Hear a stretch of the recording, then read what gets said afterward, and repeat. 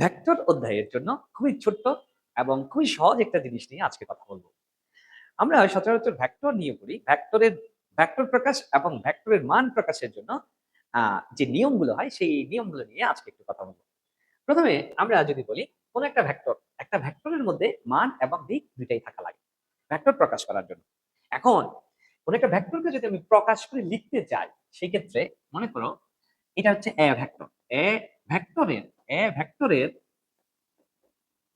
এ ভেক্টরের ভেক্টর প্রকাশ প্রথমে আমরা বলতে পারি ভেক্টর প্রকাশ হচ্ছে এ অক্ষর লিখে তার উপরে আমরা তীর চিহ্ন দিতে পারি।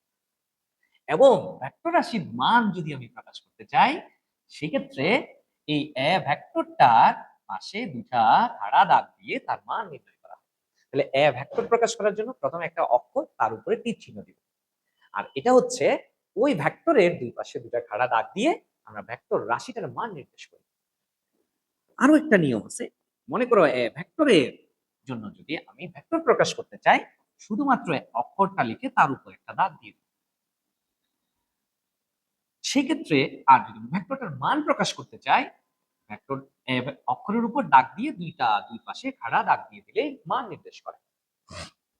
3 নম্বরে আমরা ওই একই ভেক্টরটাকে যদি আমি আবার অন্যভাবে প্রকাশ করতে চাই সেক্ষেত্রে অক্ষর লিখে তার নিচে দাগ দিয়ে দিই এবং অক্ষর লিখে নিচে দাগ দিয়ে দুইটা খাড়া দাগ দিয়ে দিলেই সেটা আবার এ ভেক্টরটার মান নির্দেশ করে।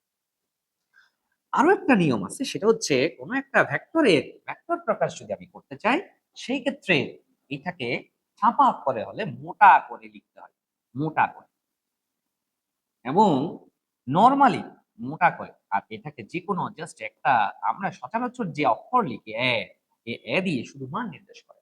অর্থাৎ খুবই সহজ জিনিস, ভেক্টর রাশি এবং ভেক্টর রাশির মান প্রকাশ করার জন্য এই 4টা নিয়ম, তাই না?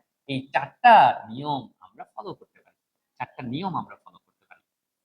এবং এই 4টা নিয়মের মধ্যে দেখা যাবে 4টা নিয়মের মধ্যে ভেক্টরের উপর তীর চিহ্ন এবং ভেক্টর দিয়ে দুই পাশে দুটা দাগ দিলে আমরা তার মান প্রকাশ করি। এটা আমার জন্য সুবিধাজনক, এটা আমরা সবচেয়ে বেশি আমরা ইউজ করি। আবার অনেক সময় ভেক্টর দিয়ে তার উপর দাগ দিলে এটা অনেক সময় গড় মান ইউজ করার জন্য ব্যবহার করা হয়, সেজন্য অনেকটা কনফিউজিং, তাই এটা এত বেশি ইউজ করা হয় না, এটা এত বেশি ইউজ করা হয় না।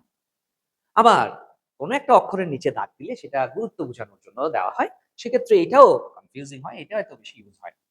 আর হাতে লেখার সময় ছাপা অক্ষরের ক্ষেত্রে চতুর্থ নিয়মটা প্রযোজ্য হলেও হাতে লেখার সময় এটাও অনেকটা কনফিউজিং এবং অসুবিধা, সেজন্য এটাও এত বেশি ইউজেবল না।